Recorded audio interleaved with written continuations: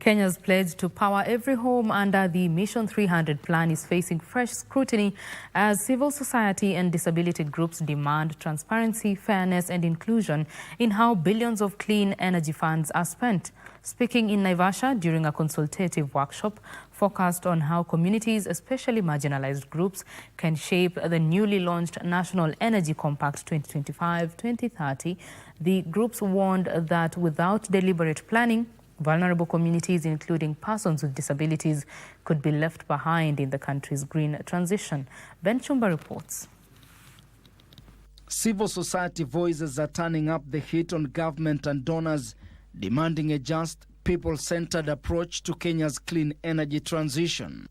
During a consultative workshop in Naivasha, activists, policy experts and representatives of persons with disabilities met to assess progress under the newly launched National Energy Compact 2025-2030. The compact is part of the World Bank and African Development Bank's Mission 300 initiative, an ambitious drive to connect 300 million Africans to power by 2030. We understand that as CSOs, we had a bridge between governments and also between governments and local communities.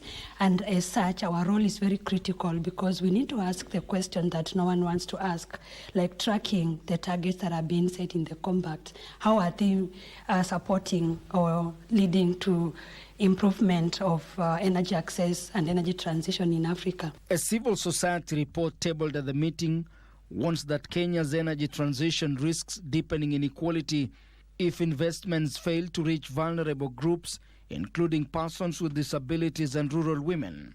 The report calls for stronger collaboration between government, financiers and communities. Energy financing should not lead to more debt because we are seeing already African countries are very burdened by the current debts in different sectors.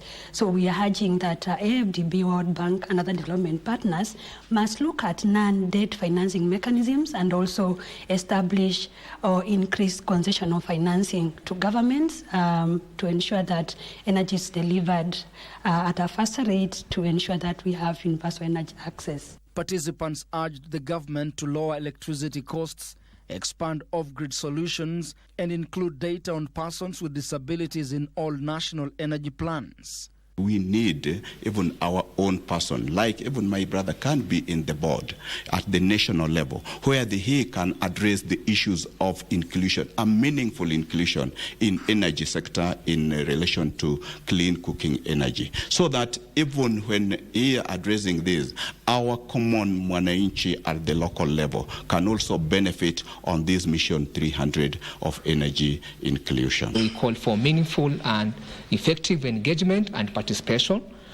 This not only when it comes to participation during the last stage, but also when it comes to policies. Chumba, Lunchtime News.